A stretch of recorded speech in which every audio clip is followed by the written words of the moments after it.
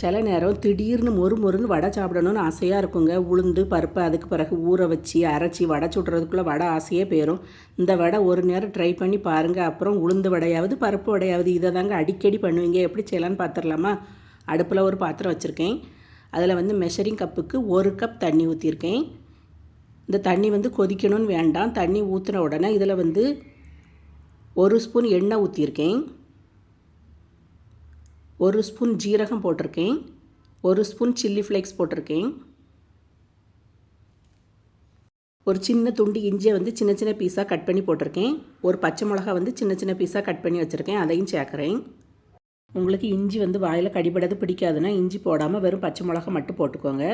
உப்பு சேர்க்குறேன். கொத்தமல்லி காம்பு இல்லாமல் இலையை மட்டும் க்ளீன் பண்ணி சின்ன சின்ன பீஸாக கட் பண்ணி வச்சுருக்கிறேன். அதையும் போட்டுட்டு ஃபஸ்ட்டு ஒரு ஸ்பூன் வச்சு நல்லா மிக்ஸ் பண்ணி விட்டுருங்க. எல்லாம் நல்லா ஈவனாக ஒழுங்காக மிக்ஸ் ஆகி வரணும். மிக்ஸ் ஆகி விட்டுட்டு தண்ணி கொதிக்கிறது வரை வெயிட் பண்ணணும். தண்ணி கொதிக்க ஆரம்பிக்கும் போது மெஷரிங் கப்புக்கு 1/2 கப் ரவை எடுத்திருக்கேன். அதை போடுறேன். நீங்கள் எந்த கப்பில் ரவை எடுக்கீங்களோ அதுக்கு டபுள் மடங்கு தண்ணி சேர்த்துக்கோங்க. நல்லா மிக்ஸ் பண்ணி விடுங்க. ரவை நல்லா வெந்து வரணும். ரவை வேகிறதுக்கு டைம் எடுக்காது, சீக்கிரமே வெந்து வந்துடும். ரவை நல்லா வெந்து பாத்திரத்தில் ஒட்டாமல் நல்லா திரண்டு வர ஆரம்பிக்கும் போது அடுப்பை ஆஃப் பண்ணணும். ரவை நல்லா வெந்து தண்ணியெல்லாம் வற்றி இந்த மாதிரி திரண்டு வர ஆரம்பிக்கும். அந்த ஸ்டேஜில் அடுப்பை ஆஃப் பண்ணிடுங்க.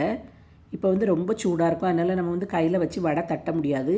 இதை ஒரு பாத்திரத்துக்கு மாற்றிட்டு கொஞ்சம் நேரம் ஆற விடுங்க. கை பொறுக்கிற சூடு வரது வர ஆற விடுங்க. ரொம்ப நேரம் ஆற விட்டிங்கன்னா ரவை ட்ரை ஆயிரும். அப்புறம் நீங்கள் வடை தட்டும்போது உடஞ்சி வரும். உங்களுக்கு வடை தட்டதுக்கு வராது.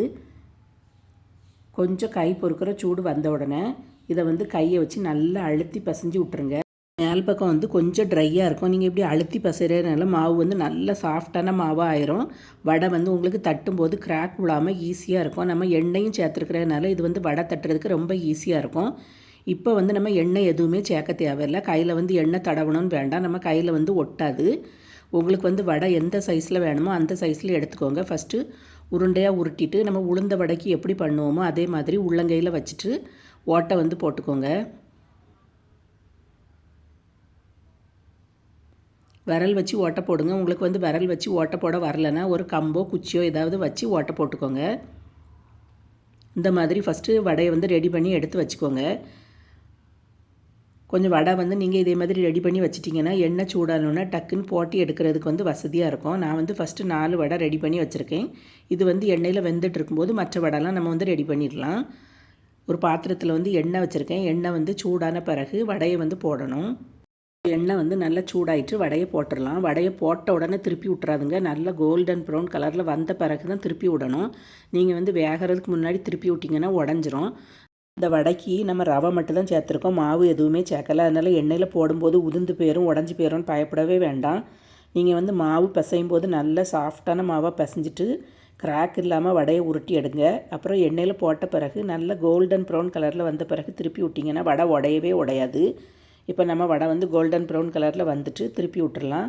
2 பக்கமும் நல்லா வெந்த பிறகு எடுத்திங்கன்னா சூப்பரான மொறு வடை ரெடி ஆயிடுச்சு.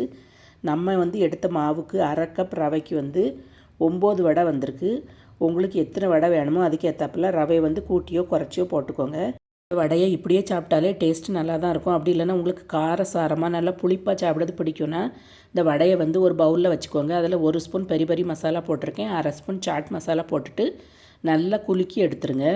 உங்களுக்கு சாட் மசாலா டேஸ்ட்டு பிடிக்காதுன்னா ரவை நம்ம அடுப்புலேருந்து இறக்கி வச்சுட்டு அப்புறம் அழுத்தி பிசைகிறோம்ல, அப்போ அந்த டைமில் ஒரு 1/2 ஸ்பூன் லெமன் ஜூஸ் ஊற்றிட்டு புழிஞ்சிங்கன்னா அதுவுமே டேஸ்ட் ரொம்ப நல்லாயிருக்கும். உங்களுக்கு எந்த டேஸ்ட் பிடிக்குமோ அதுக்கு ஏற்றாப்பில் போட்டுக்கோங்க. இப்போ நம்மளோட வடை சூப்பராக ரெடி ஆயிடுச்சு.